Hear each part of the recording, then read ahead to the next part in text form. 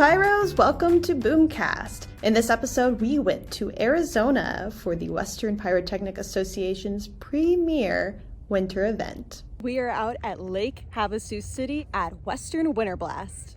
We're at Sarah Park. We moved here in 1990 for WinterBlast 2. We're now at WinterBlast 34. That's Steve Wilson, one of the WPA founders. I've been here, I think, 32 times or something like that. We'll catch up with Steve in a bit.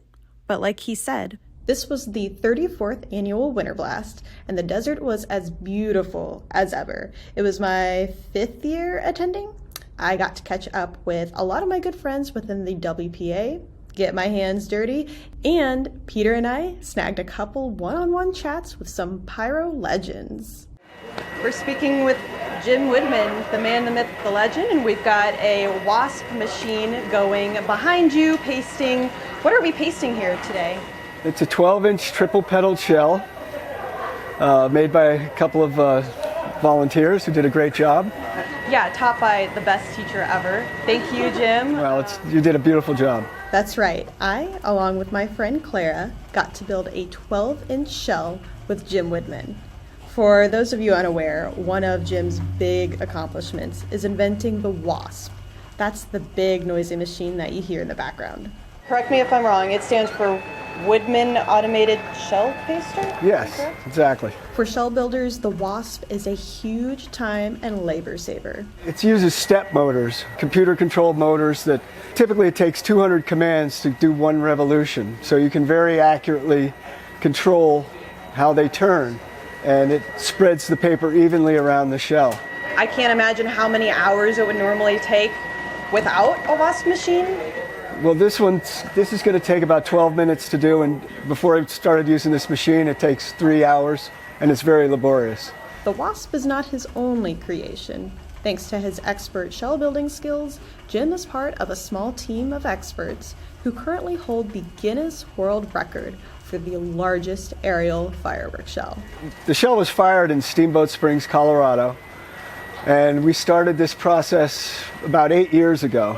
And first did 24s, 36, 48, and eventually did the world record 62-inch shell. I just so happened to be in Steamboat at that launch, and at the attempt the year prior. Here's a live stream clip of the successful launch that I published to the Spirit of 76 YouTube channel. We could feel the impact of that thing for miles. You could also feel the weight being lifted off of the team's shoulders at the success that took years to prepare. The team consisted of Tim Borden, Eric Krug, and Ed MacArthur. Tim Borden was the financial guy. Ed MacArthur set the mortar, and Eric designed the mortar, and I pretty much made the shell. Putting this mortar in the mountain, the side of the mountain, was a monumental task.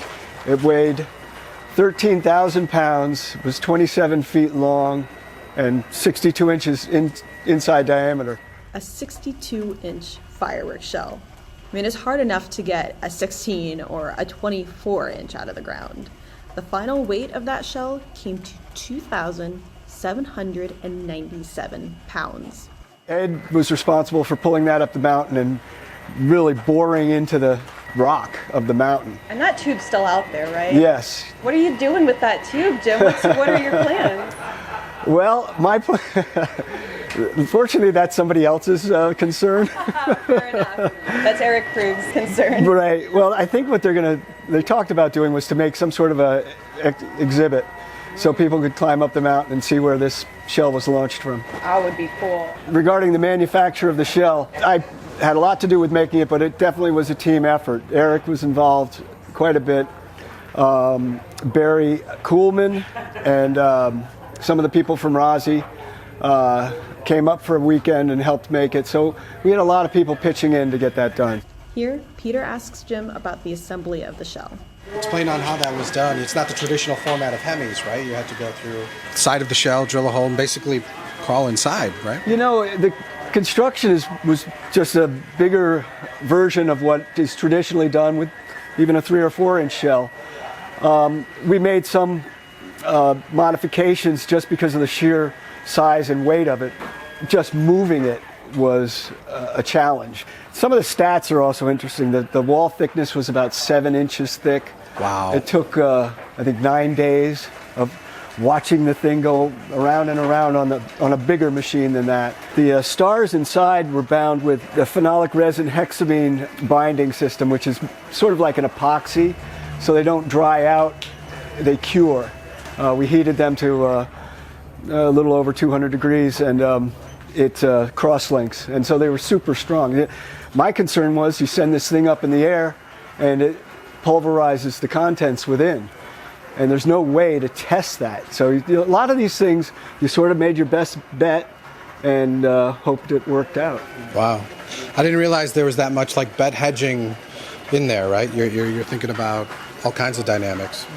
One of the things was choosing a black powder-based composition for the stars, because if it does detonate in the gun, it's got the chance of going very close to high order if it's got perchlorate-based stars or something like that. Wow. That's a great point. And, that's stuff you don't think about until you're forced to face it. My biggest fear, you always try to anticipate what could be the worst thing that could go wrong. The worst thing that I could envision was that the shell pops out of the mortar for whatever reason, and we're 1.5 miles up this ski mountain. Comes out of it, starts rolling downhill, gets bigger and bigger and bigger. And at the bottom of the hill, they got bars and all the ski lodges and whatnot. So, yeah, when it went up in the air, I was very relieved. Oh, man, yeah. When that shell went off, from the moment it launches to the moment it bursts, how long of a period did that feel like to you, those moments? Once it got out of the mortar, I wasn't too concerned about it. Fusing a shell, like I said, it's the same from a 4-inch to a giant one. People ask, how many fuses did you put in it? I put in 2. The reason, the way that is let's say a failure rate is 1 in 1,000 for a single fuse. Yeah. Well, you put 2 in, the failure rate now is 1,000 times 1,000. So it's 1 in 1,000,000. That's very cool. And that was made with a custom-built wasp for that shell, right? Yeah, I had 10 motors on it. And actually, that was a concern, too, because you build this thing, and let's say I put it together. I make the shell on the machine just because for moving it. You start it up, and it doesn't have enough power to turn the mortar. Then that would be another colossal problem, but fortunately it worked out. And what did you use as a former for the Hemis? A horse ball. And I didn't know about this either. Horses apparently like to kick balls around. Who knew, right? Okay. So it's a giant inflatable sort of exercise ball. Really? Yeah. For horses? Yeah, to play with. Where did you get that? From a equestrian supply company. So you just pasted that and then cut it open, I take it? Or? Yeah, I created it on that balloon, if you will, the ball. And then the casing was about 3 inches thick. So you cut a hole in it, you withdraw the ball, and there's the casing. And it's got a hatch on it or a porthole. Yeah. Yeah, I've seen some photos of you like crawling in there, and you were gluing the stars to the inside. Is that right? Yes, I'm probably a few brain shells short because we use construction adhesive on that, and inside a sphere with toluene and mech. Hotboxed yourself making a shell, huh? Yeah. Oh, awesome. Any other zany things in the near future? Well, I'm always looking to do another big shell. Yeah. The record is done by weight. We can beat it. Yeah. So if you're so inclined and have the wherewithal, give me a call, and let's make a record. Cylinder shell? I beg your pardon? Cylinder shell? Yeah. Yeah, that would be tough. So what's Jim Widmann up to these days? What's exciting you right now, Jim? What's exciting to me is I'm setting up a facility in Connecticut, which is not the most fireworks-friendly state. In fact, it's one of the least fireworks-friendly states. Second probably to Massachusetts, and California's in there. There hasn't been a permit issued in 38 years in Connecticut, and I am going to get one. I'll probably have it in a couple of weeks. And the facility I've got is on a 138-acre sand pit, so it's couldn't be safer, more ideal, and it's in a town that is very accepting of fireworks. Oh, that's wonderful. So by the time people hear this, you might already have that permit and... Yeah, by the spring I expect to be producing things. And this is a commercial venture, so we'll see what comes of it. Awesome. Do you have a name for the business? Connecticut Pyrotechnic Manufacturing, LLC. You know, I'm always tinkering with stuff, and to make nice shells, sizing stars is essential. It's crucial. I made a series of star sorters that sort them by a 64th, which is pretty accurate. So yeah. It's one of the things that I'm going to employ at my factory. I'm going to be doing very high quality stuff, and that will ensure that happens. Do you think next vacation we got to go check out his manufacturing? I think so. Please do. It sounds like a field trip. When did you catch the pyro bug? I'm curious. I can remember getting in trouble in second grade. How'd you get in trouble? Firecrackers? Yeah, firecrackers. You know, part of the passion is in Connecticut, fireworks are illegal. So it was the forbidden fruit. And that probably has a lot to do with my continued fascination with them. Not that it's forbidden for me any longer. You know what? I'll tell you one thing.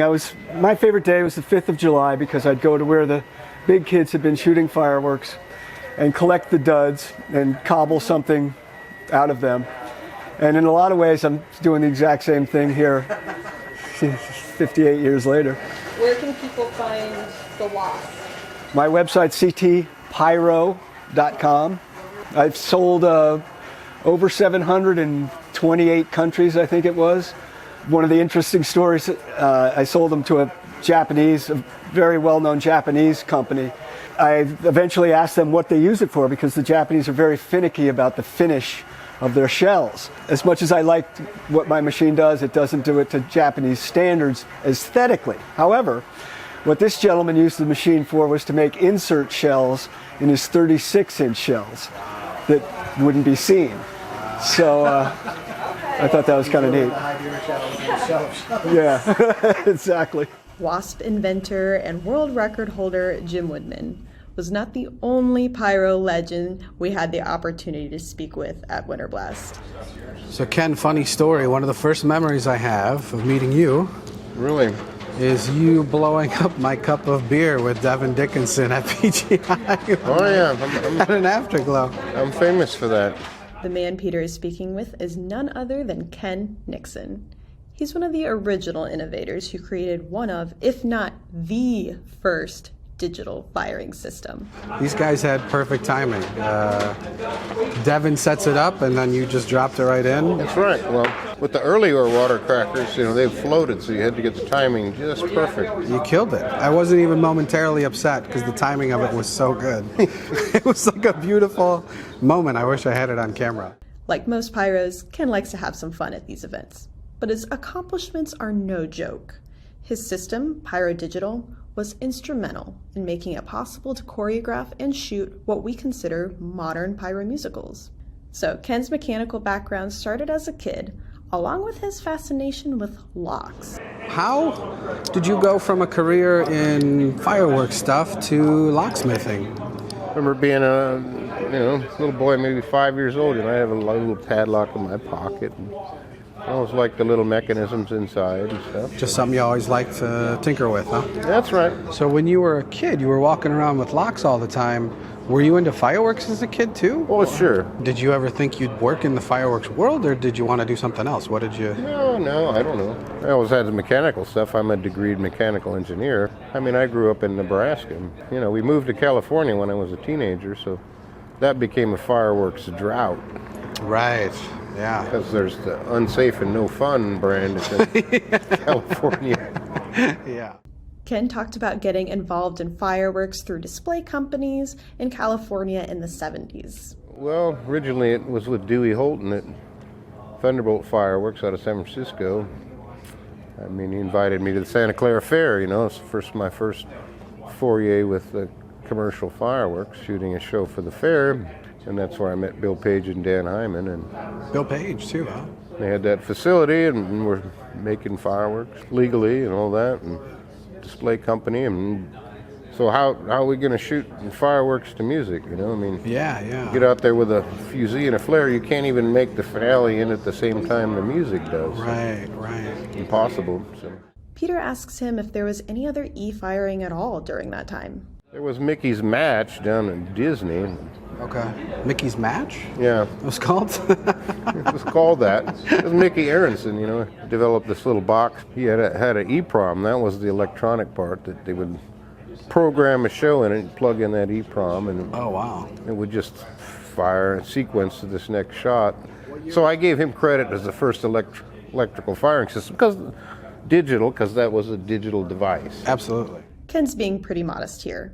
Over the next few minutes, he gave us the story on how he and his brother developed the first digital firing system, PyroDigital. So when did you start experimenting with firing system stuff? Well, it was in the 70s too. My brother, he's the electronics guru. I'm the mechanical engineer. So the first firing system used DTMF, dual tone modulated frequency, the touch tones on your phone, bleep, bloop, bleep, bloop, bleep. That gives you 16 cues, but you can cut the frequency in half between the two frequencies, and then you can matrix it, so now you get 256 shots. Wow. So that was our first firing panel. But then it became pretty obvious then that being able to get the cues to fire at the right time was almost more important than having the electrical firing system. So that was the big thing, is getting something to cue automatically and Right, so that system would put out the tone pair, bleep bloop, to automate the firing panel. And then we decided we needed a more elaborate system. So built a really super powerful, really, really fast system with giant capacitors on every circuit. It could fire 20,000 shots a second. Holy cow. Millionth of a second precision. And that was kind of overkill. I had Gene Evans and somebody else came out. They were considering using that system for the Statue of Liberty reopening restoration show. What was that, 76 or something like that? But we weren't really ready for that. But then Dan Hyman, he was willing to write some software to do it for the PC. At those days, you had the sewing machine come back with a floppy disk. He would write software, and we built an interface. My brother did, an interface box.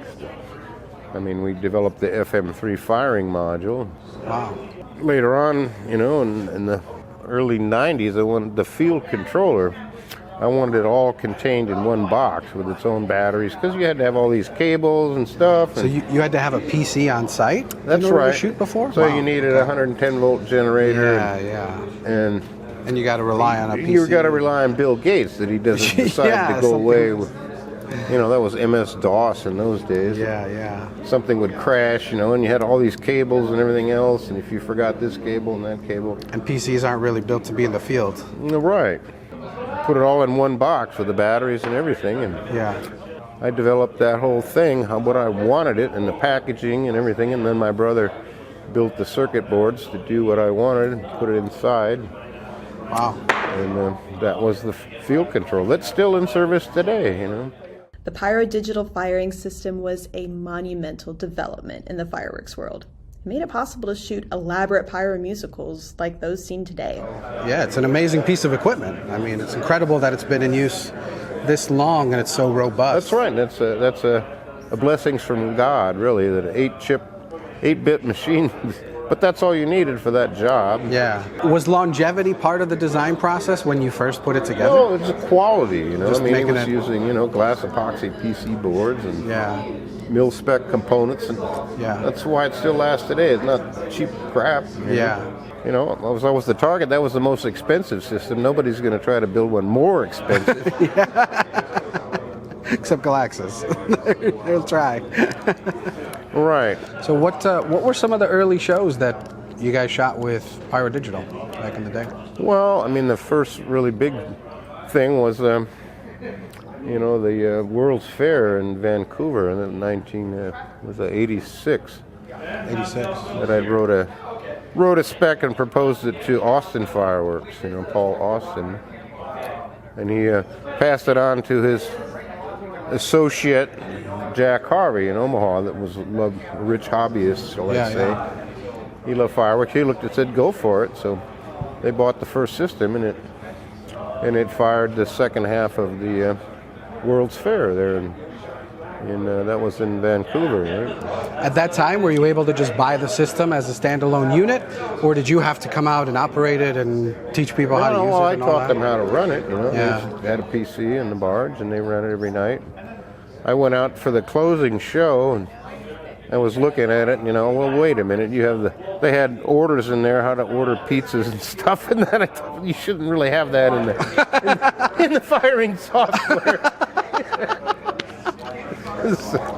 Wow. But then, got into it in 1988 with the World's Fair in Brisbane, Australia, but in the meantime, in 1987, we went to Montreal, the world's most prestigious fireworks competition. Yeah. And fired that show, Paul Austin show. I went through the whole script and fine-tuned it. Yeah. Because Paul Tighten was, it up. written hand notes, and it was an awesome show, and it won the world championship. That's cool. And so then PGI was a few months later in Rochester, North Dakota. And so we did a big show there called Let's Dreams. People still talk about it today. It was just a little to Van Halen song Dreams, a little 4-minute show, and all computer fired. Yeah. Dave Pyro came out, and he's Mr. Hollywood, and got to have this stuff. So told me to go down to Thane. Thane Morris was part owner of Boss Films. It was the biggest film studio in the world. Oh, wow. So I flew down to LA with the prototype field controller. And everybody in the world is trying to talk to Thane. Go away, I'm talking to Ken, and he showed, here's the optical printers that did Star Wars, and here's the model shop, and I see the Ghostbusters building, and that time they were filming the Bud Ball, with the little beer bottles so they play football. And so, yeah, that's good. Can it do SIMD? Yes. Okay. Just leave it here. I'll buy it. He still has that, serial number 1. Serial number 1. That's right. It was used in a couple of gigs, Storage Wars. The plant, they found, oh, look, here says, we can shoot Van Halen. So the next thing, all these fireworks are going, oh, wait a minute. TV is for entertainment. Yeah. They didn't show hooking up all the fireworks and the cables and everything else that goes with it. Yeah. So you were delivering PyroDigitals to the marketplace from the late 80s till mid-90s before anybody else really started, right? Was Fire 1 the next one after that? Yeah, Fire 1 started, I don't know, it was the PGI, and maybe in the late 80s or something. They sort of developed it on their own. So they've done well. We don't talk bad about each other. No, not at all. It's interesting. PyroDigital was out there for several years before anybody else really caught up, right? Right. So were you traveling around to a lot of fireworks companies and showing them how it all worked? Yeah, I did some of that. But, Eric Tucker bought one of the first units. And he was working with MP, and he did a theatrical proximate, took it all over the world. And yeah.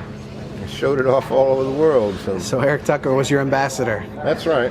Nice. Your champion. That's good. Well, Eric Tucker, yeah, he designs all the Disney shows now. Yeah, he's the guy. He's the guy. Yeah. He works with Don Dorsey to do the soundtracks and all that stuff. Yeah. Very cool. So I know Eric well, went to Montreal with him several times. He's won Montreal more than anybody else. I know. He's the champ, right? Right. For the first system he bought for me, he peeled me like a grape, the maximum discounts, and we'll assemble it ourselves. But hey, it paid off at the end, That's right? right. That's good. He's the standard setter for sure. That's right. I think PD has fired more winning shows than anybody else. Absolutely, yeah. I used to watch his shows when I was a kid. When I was a teenager, I'd watch his K-Fog Kaboom shows. I did that a whole bunch of times. Did you? Those were so cool. Those were like my inspirational pyro musicals when I was a kid. So what's the state of PyroDigital now?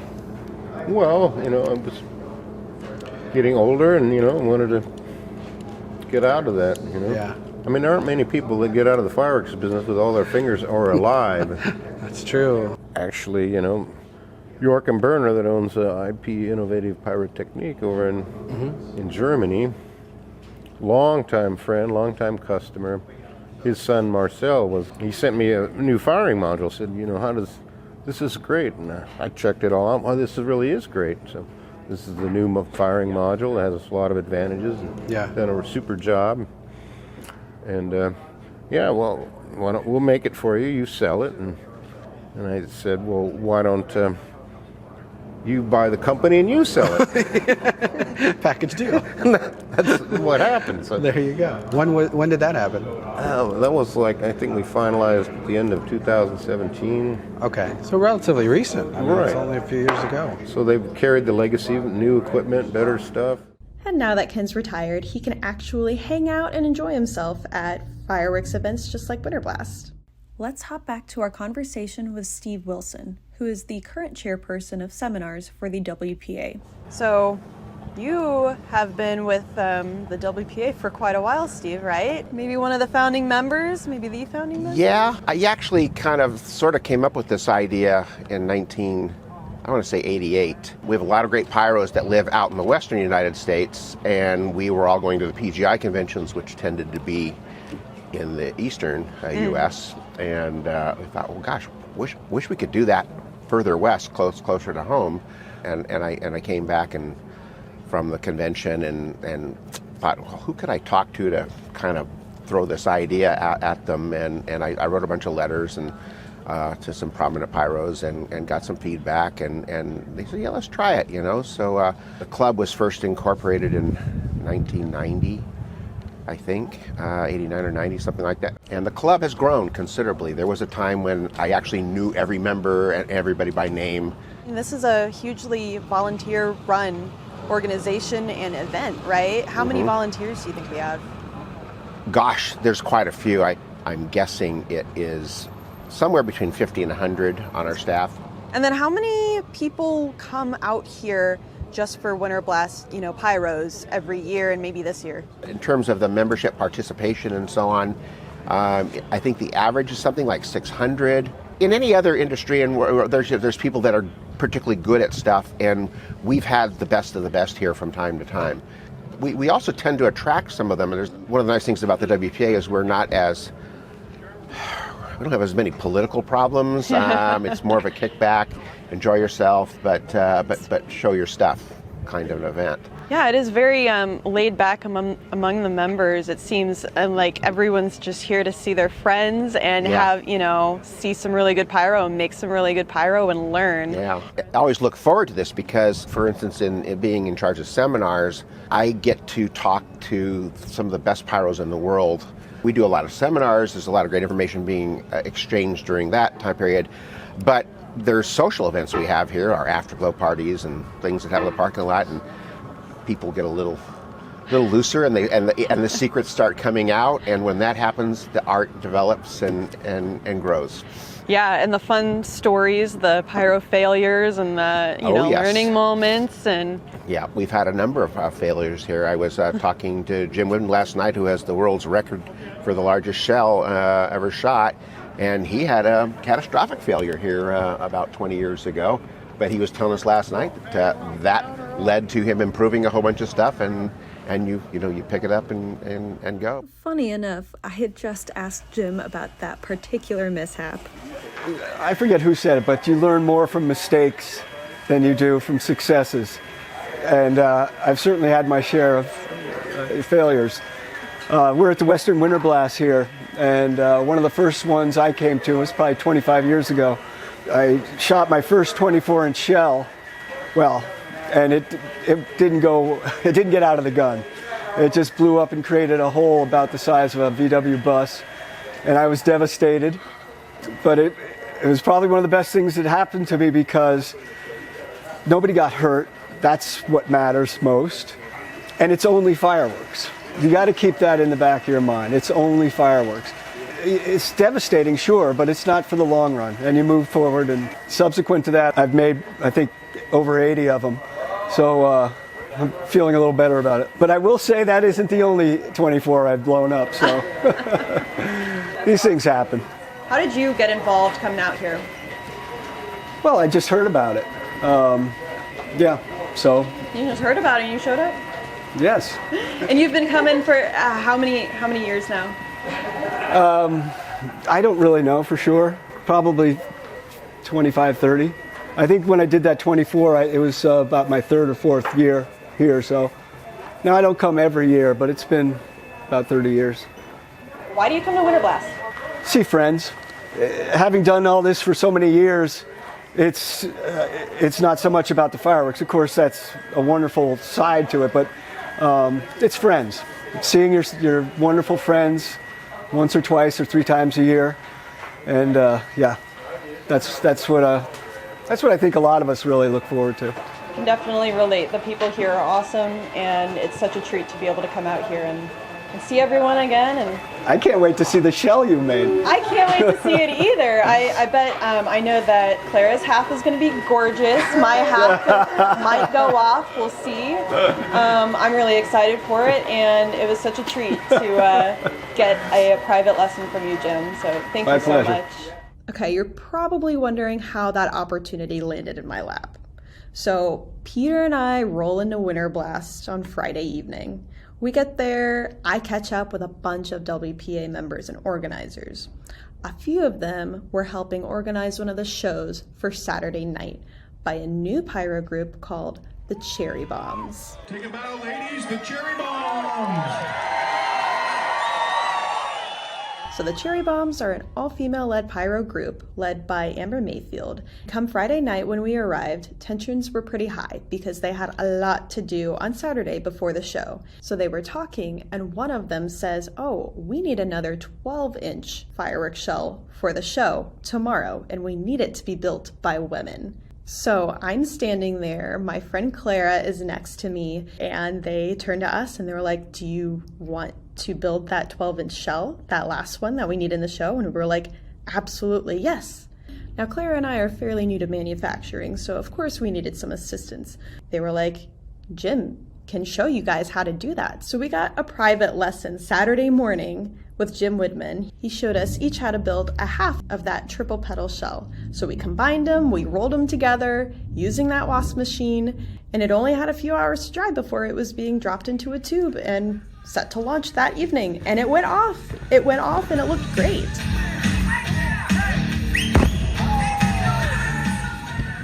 So later in the weekend, I actually sat down with Jim's wife. I'm sitting down with Connie Widmann. She's also very socially involved in the industry. Our sun is going down. Our sun is going down. Gorgeous sunset here in Lake Havasu. You can hear open shooting going on behind us, and you can see it behind Connie's head. There's explosions going on. That's what I love. You get to see some amazing fireworks. We get to work on some amazing fireworks. We do. You helped the Cherry Bombs this year. I did. I was super excited. My friend Amber Mayfield called me up and said, "I want to do a fireworks show, all ladies." And I was like, "That sounds awesome. Let's do it." And so I worked on the show with her. She did a beautiful job choreographing it. Right before my sit down with Connie, I actually did get to chat with the leader of the Cherry Bombs group, Amber Mayfield. Amber and her husband Aaron run AM Pyro, and they also operate out of Missouri, just like us at 76. Here, I asked Amber about this female-led project. You did something unique this year at WinterBlast, didn't you? So this year we had a all-female pyro group. So anything that was made domestically was by all female pyros. What was the name of the crew? Cherry Bombs. Cherry Bombs. How'd you come up with that name? We voted on Facebook. I remember I voted for Cherry Bombs too. Did you? That. I did. I was like, yeah, I want that. Yeah, I only had a little bit to do with the display, but I thought it was so good. The show was spectacular. It's a 5-minute display, and I uploaded the recording that I got to the Spirit of 76 YouTube channel, so you guys can go and watch it. As Amber mentioned, all domestic items in the show were female built. In addition to the 12-inch triple petal shell that Clara and I made, there were 2 10-inch by Ellen Webb, and she had pink champagne on ice, and then Cheryl Mathers built a nice 12-inch, and Connie Widmann built a triple petal 12-inch. I got to build a 12-inch shell with my husband, which I hadn't done in, I don't think it's been 15 years, maybe longer, since I've built a shell. And it was really fun working the show with Amber. I'm often running around doing other things. I don't get to get in and get my hands dirty, and it was great to work the show from the beginning to the end with her, and I did see it all the way through to the end. So the men that were in it at all were just basically we got to tell them what to do for a change. Heavy lifting or just, things that were needed as such. But for the most part, it was all women. It was so special that it was all done by women. And we did have some men around, and we decided that it was okay if they got involved. Because we would be instructing them. We would be telling them what to do. Right, and there's so much out there. So we help on, male-led shows, so why not the opposite? All the time. For us to be in control, and the men, and they were great. They really did. What do you need? And it's so funny because some guys were like, oh, now we need an all-male pyro group. I'm like, that's every pyro group. Everything is all male. Are you kidding? I've always been out. Aaron always choreographs, and I always work all of his shows or whatever, but I got to choreograph the Cherry Bomb show. So that was my first one, so that was pretty cool. Oh my gosh, that was the first show? It's my first show that I've choreographed. Amazing. So the music shoots the show, to a 10th of a second. How long of a setup was that? Pretty much from Wednesday to Saturday. It was a little slower going maybe, but we had a lot of fun in the process too, so. Are you tired? I'm tired. Well, pretty tired. It's Sunday now, but everyone's going home soon. The adrenaline is leaving. That's right. Yep. That's right. Now it's just chapped lips and, and a hangover. It's so true. Well, congratulations. Thanks. Because it looked incredible. It was absolutely incredible, and everyone says so. It was amazing. I'm glad they liked it. I was concerned. I was like, because I didn't have a visual. I didn't get to use the visual software. Oh, I only really? had the old wave file where you have to, I say it looks kind of like the heartbeat. Yes. So that's how I designed it. I had to put it in my head and envision it that way. It's old school. I didn't get to see what I was doing. That's old school. Well, right. At least you had some the incredible fireworks make for an incredible show. So that at least hopefully made it a little easier. It's true. We got to make our stuff for the show. So how many items did you make back home, and how many items did you make here? Everything domestic that was in the show was made at home, except for the women that did the 3 12s, or the 2 12s and the 2 10s was here on site. I hope the cherry bombs have a grand public display. I would love that. We'll work towards that goal. You really can see some amazing things at Western WinterBlast. It's no wonder pyros keep coming back. What winter blast is this for you? What number? I've probably been to 10, 12. I started coming early, the first or second year we came to Winter Blast. Well, what do you enjoy about Winter Blast? Why do you come out here? We get to see all of our friends from the West Coast mostly, who don't always go to the things that we go to on the East Coast. It's definitely a little bit of a different group of people than some of the other events we go to. And we have a large amateur element here. And when I say amateur, I don't mean people that are just farting around playing with stuff. A lot of pyrotechnics, the best pyrotechnics, are actually gleaned at the amateur level from people who really study things and put a tremendous amount of time and effort into refining things, getting their chemical things dialed in, playing with paper and sticks and string and paste and all that stuff, and arts and crafts, and making things that just aren't commercially viable. And what are the different kinds of, handmade stuff here? We have all kinds of things. Rockets of every size. We have round shells, cylindrical shells, multi-break shells. We have set pieces. Actually, your company, Spirit of 76, put on some darn good component fireworks shows here with that product line. So we get to see new things that happen, and that's really cool. There's some brilliant things that happen out here. And, it's February and it's Arizona and hopefully warm, not this year, but hopefully warm. So it's a nice change of pace for the middle of the winter. And it's beautiful out here. It's beautiful. Gosh. Just stunning. Why should people come to Western WinterBlast? Oh, because it's a blast. But it really is a blast. You meet lifelong friends. You're going to learn things. You have seminars. So you've been coming to WinterBlast since 2005. Why do you come back? I mean, besides to shoot amazing shows. It's beautiful here, and I love the people. Everybody's pretty laid back. They're accepting of everything. I feel like it's a a good club. Yeah. Really good club. The WPA has a mission, and that is, and which is very similar to the PGI's mission, and that is the sharing of information through example. So when you're watching the shows or any fireworks show, things to pay attention to are how good are the colors, how crisp are the cues, what's the geometry, how are things synced up with music. Sometimes it's better to have a little dark sky and some drama than to just be plastering the sky with a bunch of junk. We call it sky trash. I call it sky puke. Sky puke, yes. So there's a bunch to learn from that. And so we try to do that, and we'll be back again next year, hopefully, with new stuff. You've done a fantastic job, Steve. I think people love coming here to learn. There's so much that is possible out here, and it's like a mini PGI, except like in like this Western paradise. Why I love coming out here. So thank you for continuing your work and helping us have a phenomenal event. You can learn more about WinterBlast and the Western Pyro Association at winterblast.westernpyro.org.